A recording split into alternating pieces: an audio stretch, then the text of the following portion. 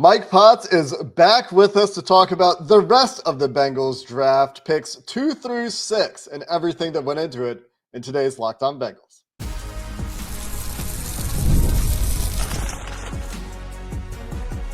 You are Locked On Bengals, your daily Cincinnati Bengals podcast. Part of the Locked On Podcast Network, your team every day. What up, Bengals fans, and welcome to another episode of the Locked On Bengals podcast, part of the Locked On Podcast Network, your team every day. We're your hosts, Jake Lisco and James Rapine. We've been covering the Bengals here on Locked On Bengals since 2016. This episode brought to you by the Amazon Fire TV Stick 4K. Check it out at amazon.com/Fire TV Locked On to learn more. And all the everydayers know that this was coming. If you missed yesterday's episode, though, make sure you go back and check out part 1 with Mike Potts, where we talk about Shemar Stewart, we talk about trades, and get into the beginning of the Bengals draft before we get into the rest of it today. If you're not an everydayer yet, well, you can hit that subscribe button to make sure you don't miss an episode of Locked On Bengals on YouTube or anywhere you get your podcasts. And for those of you out there that make us your first listen, we greatly appreciate you and welcome you back as well. And James, we've got a lot of fun stuff coming up today with Mike Potts as well. We do. Really excited to dive in essentially on 5 of their 6 picks. We talked a lot about Shemar Stewart yesterday. I thought it was really good stuff on trade possibilities. Now let's get to one of the most controversial picks of the draft, Demetrius Knight Jr., 49th overall. We discussed linebacker and much, much more. So without further ado, it's time for Mike Potts part 2. Let's talk a little bit about Demetrius Knight specifically. Obviously, the first linebacker in a double dip. And I thought it was really interesting to hear Al Golden talk about the different vision for Demetrius Knight versus Barrett Carter and the different ideas for the roles for those guys. This is obviously a player that's a little bit older coming into the league, but a guy that you feel can contribute right away. What were your favorite traits that led to the consensus or the selection of Demetrius Knight here in the second round? I mean, his size, length, speed, physicality, and strength are all top of the charts. Yeah, I mean, again, you go through the production box maybe with Shemar, the age box with him, and the experience at the position. There's going to be question marks on all of these guys. He is a guy that I think has way more upside than you would typically say out of a guy that age, just due to some limited time on task at the position, bouncing back and forth between quarterback and linebacker earlier in his career, in his time at Georgia Tech and at NC Charlotte. So we think he's another guy with a ton of upside, a ton of physical ability. We're really excited about him. And our scouts had a vision for him even before Al was hired as the defensive coordinator. So then Al and our new defensive coaches coming in, kind of aligning with that vision, just strengthened the case for us with Demetrius Knight. So he's a guy that we were all very high on. And I think he's a guy that maybe with that age, you can view it as a positive in some ways in terms of his maturity and maybe his ability to come in and have an impact on the field and in our locker room really right away as a rookie. Let's just stick with the double dip and go to Barrett Carter, and then we can hit the offensive lineman. But you mentioned it with Dan Horde, and then Al mentioned it right after the pick of just how high you guys had him, how he was certainly not a 4th round grade on your board. What stood out the most about Barrett Carter? In the double dip at linebacker is probably something not a lot of people had, but it feels like both of these guys should be able to contribute right away. Yeah, like I said, I don't know that we went into the draft with specific designs of double dipping at linebacker. That's just the way that it worked out. He was a high guy right there at the top of our board in the 4th round. We weren't sure that he would be there at that selection, like you mentioned, but there's a lot of things to like about him. Another guy with super high character and great makeup, but also a really good player. We think he has 4-down value.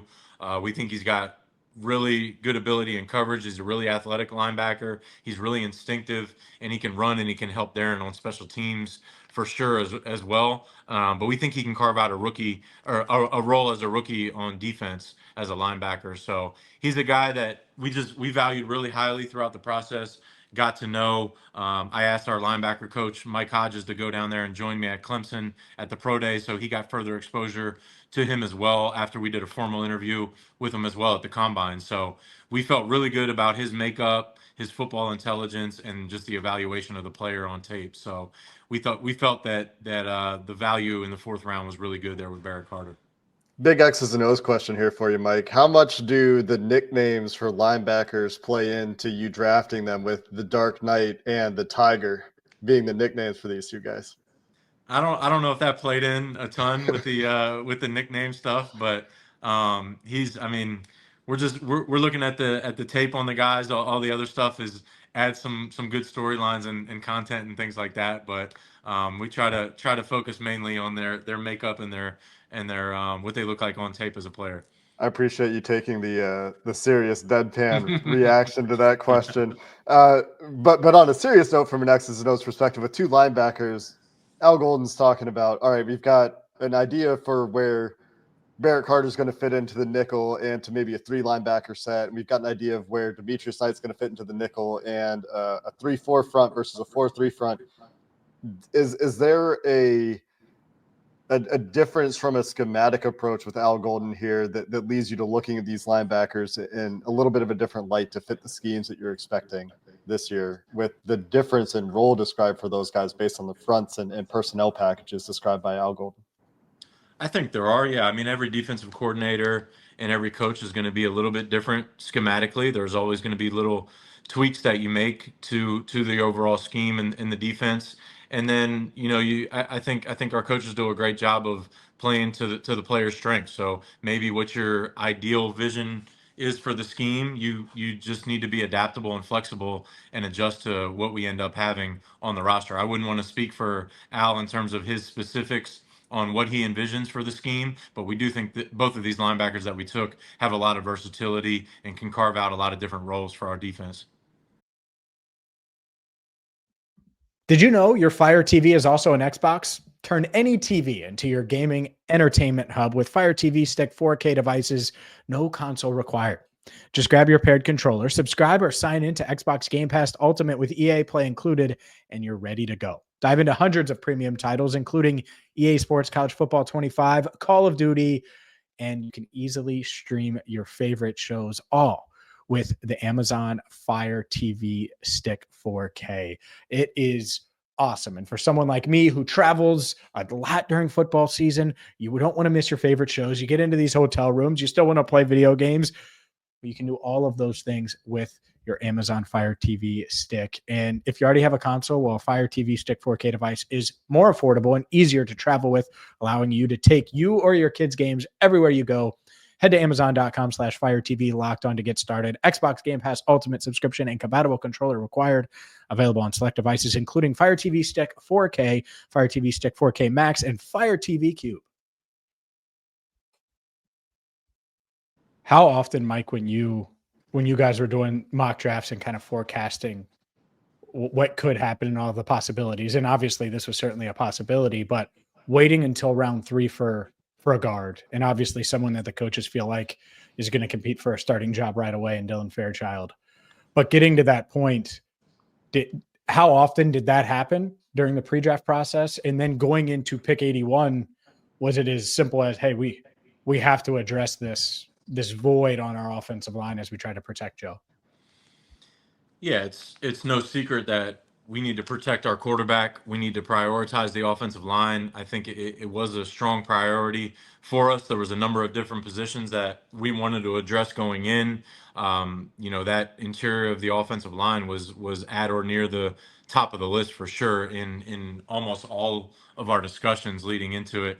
It'd be hard to say exactly how many scenarios that we had played out where, we were taking an O lineman, whatever round, first, second, third, fourth round. Dylan's a guy that we felt the need met the value there in the 3rd round. He's a guy that we did a lot of work on throughout this process. We did a formal interview with him at the combine. I asked Scott and Pitch, our offensive coordinator, to come down with me to the Georgia Pro Day to get an extra set of eyes on Dylan, and then they had 4 offensive linemen coming out of Georgia this year. So we wanted to make sure we did our due diligence and had a thorough evaluation of all of those guys. And then obviously for myself and then some of the other offensive guys that Pitch was able to look at down there at Georgia, that was obviously a huge opportunity to evaluate some of the better players in the draft down there. So that was a huge piece of the evaluation for us. And he's a guy that we had strong conviction on. I think he's got as much upside as any offensive lineman in this draft. He's extremely athletic, and I don't even think if you put on his tape this year, you're maybe even seeing the best of him because he was playing through a little bit of a calf injury for part of this year. But a lot of those guys, that's kind of how they operate down there at Georgia. A lot of tough guys that are wired the right way, and they want to play through things. And those are the kind of guys that we're looking for in terms of the wiring. And you see that on his tape in terms of the way he finishes and the physicality that he plays with. So he's another guy with a ton of upside who has a pretty solid floor, and he's a pretty darn good player right now, but another guy that we think can continue to get better and better. So I'm really glad that he was there for us in the third round. He obviously wasn't able to complete his testing, got a couple of the tests done, the jumps. Yeah. Is this a GPS pick? Is obviously not just a GPS pick, but is this a spot where you had some GPS data that helped to back up your idea of where his athleticism was without the full picture of his athletic testing at the combine or his pro day? Yeah, we get GPS numbers on all of these guys, especially at a huge program like Georgia. They do a phenomenal job. They treat the scouts great down there. And again, they've got high level prospects every year coming out. So we've got GPS times or numbers on pretty much every guy in the draft. And then we've also got testing numbers from their strength staff. Some sources down there that I really trust, I've known for a long time. They said Dylan's the strongest guy in the whole program. That's one of, if not the best program in the whole country. So he's extremely strong, and he's really, really athletic when you see him moving around on tape. And I think if he would have tested and done the full process, unfortunately he couldn't because of that calf injury that he was fighting through. But I think he would have put up some really good numbers if he did. Well, since Jake brought up nicknames, you clearly didn't take Dylan because of his nickname Pickle, which Amarius Mims came up with. Like, you clearly passed on or at least disregarded that, right? That couldn't have been a plus. I did hear about that. Maybe I need to take your guys' advice and evaluate the nicknames a little bit more. But I did hear about all these nicknames that you guys mentioned, but maybe I need to weigh it a little bit more heavily. The Pickle one is just wild. You're talking about a state champion wrestler, undefeated for 2 years. Yeah. Pickle. I wouldn't have guessed it. Let's discuss the other offensive lineman you guys ended up with in Jaylen Rivers and what, to me, just reading about him and learning about him, you guys had a bunch of touch points with him, but obviously versatile. But I feel like there are guys that have length and don't know how to use it. It feels like he does know how to use it, which makes him a quality pass protector. Is that how you viewed him, and what else stood out about him when you just evaluated him throughout this process? Yeah, he's a guy that we did a lot of work on as well. He obviously was at the Senior Bowl. We looked at him even over the last several years because there was a chance he was going to come out for the draft last year. But you mentioned a lot of the things that we like about him. He's a huge guy, super long arms, really good pass protector, unbelievable character. We had a conflict in terms of our coaches down there for the pro day, so that was the reason we ended up bringing him in on a 30 visit. We wanted to get more face-to-face time with him, just to dial in on everything and kind of solidify it. He's a guy that we knew could have been a target for us at a number of different levels throughout the draft. And I mean this when I say this in probably the most complimentary way that you can say it. His tape almost can be boring in terms of the pass protection because he can make it look easy. It's not, there's not a whole lot of highs and lows on his tape. He's a very consistent pass protector. The character you see show up on tape because he's very instinctive. He plays with good angles, and his versatility is second to nobody in this draft class in terms of his ability to move back and forth between tackle and guard mid-game, every single game, I believe, except for one this year. So that's extremely impressive, and you don't see him miss a beat on his tape, bouncing back in between two different positions. So he's a guy that's kind of easy to like. You watch the tape and you're asking yourself, like, what's really the major negative on this guy? Super high character, super pass protector, really good size. And, at the end of the day, a guy with a versatility like that, we thought was somewhat of a no-brainer there in the 5th round. Played a lot on the left side at Miami. Is this a guy that you see as a player who shouldn't have an issue picking up the right side as well? Is that part of the vision for Jaylen? Yeah, he did play some on the right side earlier in his career, but you're right. Almost all of his snaps in his career were at left guard and left tackle.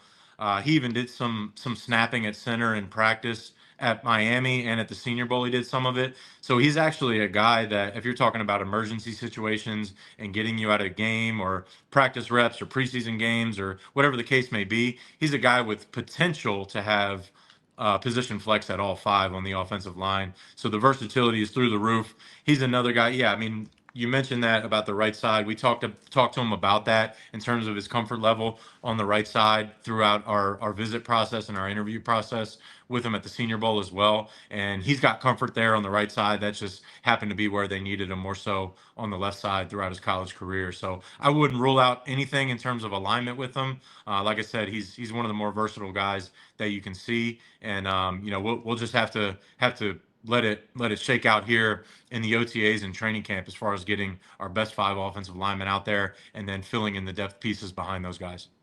We'll have to call him Jalen Lapham since he can play everywhere. Take Yeah. a page out of Dave Lapham's book, huh? Yep. Versatility is very valuable. No doubt. And the running back you guys got, same thing. It checks the production box, but is certainly versatile. Caught 20 plus passes in 3 straight years. Had 1,500 plus yards over the past 2 years in each season. Lit up my University of Cincinnati Bearcats. I know Dan Horde mentioned that to you too. And so Tahj Brooks obviously had the Justin Hill tie as well. What stood out outside of the numbers? Because obviously the production is there, but when you watch him, what was the biggest takeaways of why you would be targeting him on day 3? Yeah, you're right. The production's the first thing that stands out. When we first go in our initial round of draft meetings, you bring up his profile, and the guy ran for over 1,500 yards each of the past 2 years. But then you look at his body type, big, thick, dense build. He's got a really nice blend of quickness, lateral looseness, vision, power. He runs physical. He runs hard.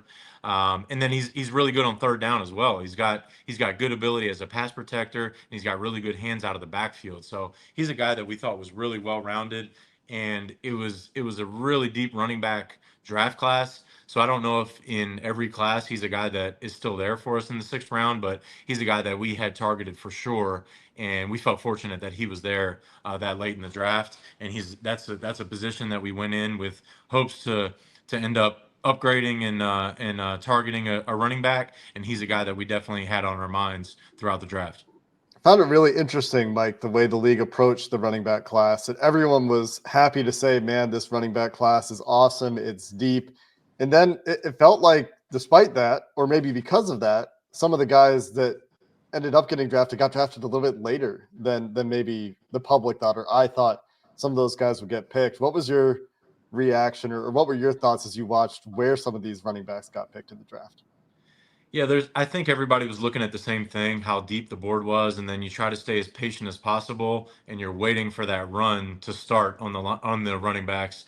It happened somewhere in the mid rounds. I don't know exactly what pick it was, where there was a little bit of a run on those guys, and then maybe you hit a little bit of a lull, and then another run a little bit later on day 3. So it's really just about evaluating all the options. Like you said, you analyze it from every different scenario, position value, needs, all of the above.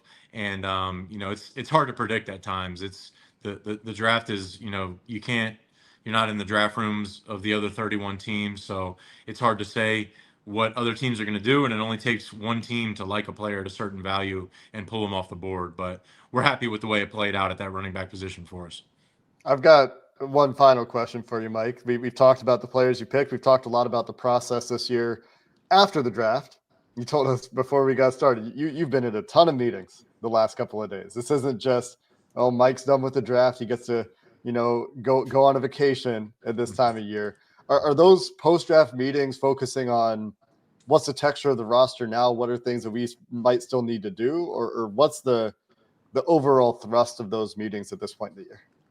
Yeah, there's a number of things. We've still got our college free agents that we have to iron out. We've got our rookie mini camp coming up. We'll bring in some tryout players and then some of our veteran players as well that are eligible for that mini camp. We'll get another look at those guys side by side with our rookie class and some of our tryout players. So that's some things that we need to iron out. Some of the contract things as well, and the language and everything like that with our college free agents, starting to work on the contracts with some of the draft picks as well, and then our current veterans under contract. There's some different things that we can do with their contracts, whether it's renegotiating or extending guys. It's a constant dialogue and conversation with the agents and the representation for our players on our roster. And then you're looking out there what's outside of the organization as well in terms of free agents. Every time or every year after the draft, there's always players from other teams that end up getting spit out and put on waivers. And maybe those are guys that we look into that could upgrade the back of our roster. And then once teams go through their mini camps over these next couple of weeks, the same thing will happen. So it's an ongoing process, just looking to upgrade the roster, looking through different administrative and contract type of issues. And it's something that'll continue all the way up until week 1. Yeah, you guys did most recently Zach Moss last week, I think. Obviously, Dax Hill this week, so it hasn't slowed down. You guys have had to make some moves. I'm sure more are coming as well. So busy time. We certainly appreciate you coming on, Mike. I appreciate you guys. Thanks for having me.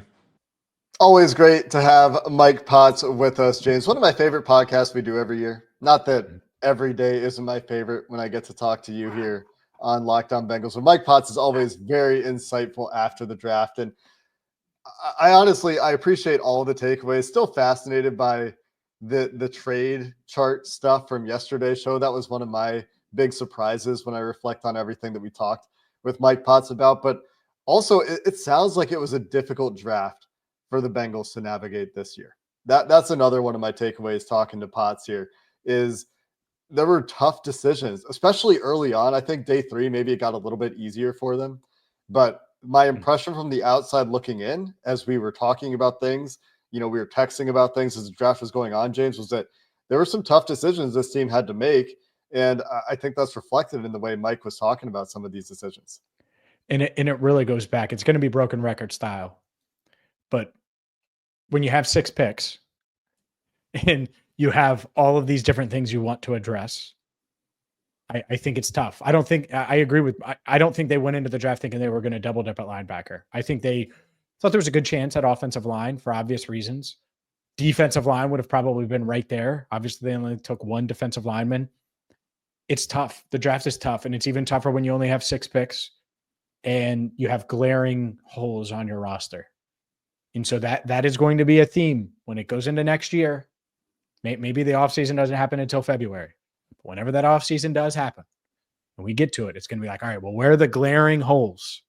You want some of those filled in solidly before the draft rolls around, because otherwise it makes it really hard. And that's why you look up and there's some very clear weaknesses. We didn't have time to get into those specific with Mike, but spoiler, I guarantee you the Bengals would love to add a safety from a football standpoint. Does it work from a budget standpoint and a vision standpoint and all of those things? I don't know.